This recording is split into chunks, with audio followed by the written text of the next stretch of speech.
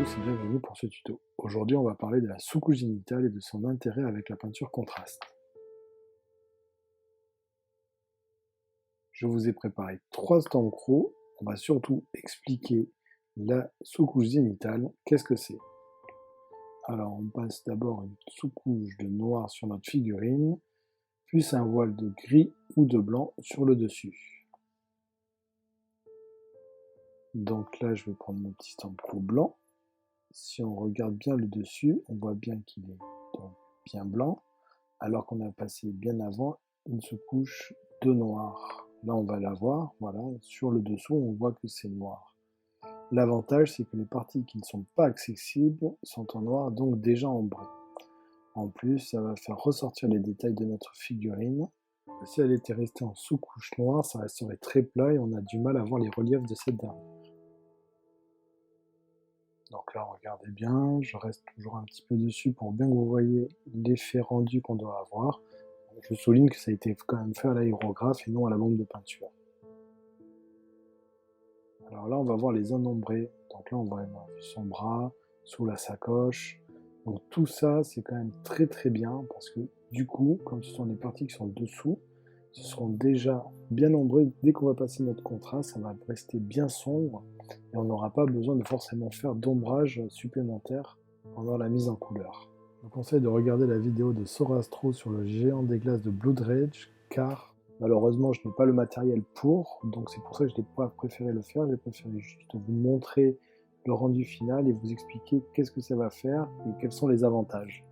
Donc comme je vous ai dit précédemment, je les ai fait comme lui, si vous regardez sa vidéo, je les ai fait à l'aérographe, ce qui est beaucoup plus fin. Si vous les faites à la bombe de peinture, je vous conseille d'utiliser les Games Workshop, surtout pour la couche de base en noir, parce qu'elles sont quand même très très fines comparées aux autres.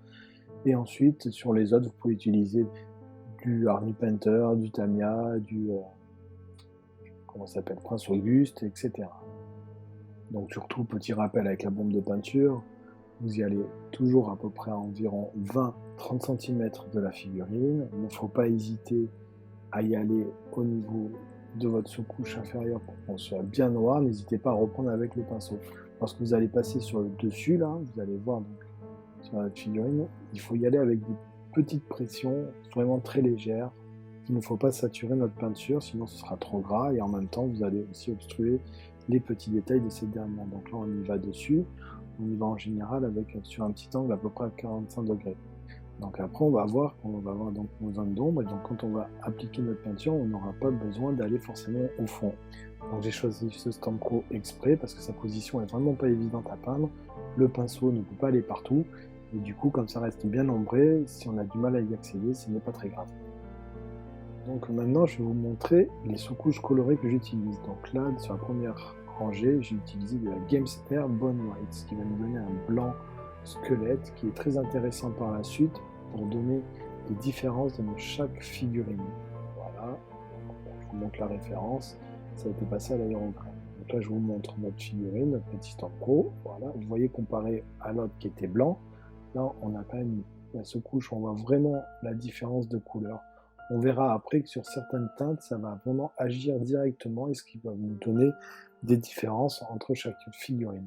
Donc là, je vous remonte celui qui a été fait avec le blanc squelette. Voilà. Et là, ça a été fait avec le gris. On discutera plus tard. Donc ensuite, j'utilise du Dead Flesh, toujours pareil de chez Valero Gamer, qui a un côté un petit peu verdâtre qui va nous les rendre justement un peu plus sombres. Elles sont beaucoup moins clinquantes et je trouve très intéressant pour surtout par exemple des peaux et tout ce qu'on verra par la suite. Donc là, de toute façon, quand je vous en ai préparé, vous verrez, on essaiera de voir ensemble l'effet que ça donne tous ensemble. Donc c'est très intéressant de ne pas du tout avoir les mêmes couleurs. Là, ça va vraiment, vous verrez tout à l'heure, ça va vraiment donner des nouveaux effets et surtout, notre contraste va réagir complètement différemment. Là, je vous ai fait 3 stands crocs identiques qu'on va voir ensemble. Donc, voici le premier qui a été fait avec le blanc cassé. Donc là, je vous laisse bien le regarder. Surtout, ce qui sera très intéressant, ce sera de voir les différences avec les autres.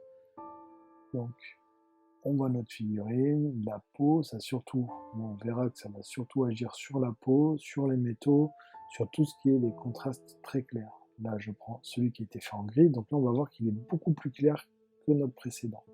Il fait même un peu plus palo, on va dire. Donc là, voilà. Je vous laisse toujours bien le regarder. Donc, je vais tourner. On le voit. On voit aussi la différence un petit peu. Ça réagit différemment sur le bouclier et aussi sur son épaulette. Là ici on voit bien notre zone d'ombre qui est restée bien ombrée grâce à la sous-couche. Donc le dernier qui sera un petit peu plus foncé, sombre on va dire, qui était fait au Dead Flèche. Voilà. Et là la peau, pareil, que ce soit la peau, je me répète un peu mais c'est pas grave, ou le bouclier, toutes ces zones-là seront légèrement différentes. Donc c'est là où c'est vraiment très très bien d'avoir sur notre visuel, lorsqu'on sera sur notre table de jeu, pareil on voit l'ombre, à une hauteur, une distance d'environ 1,50 m.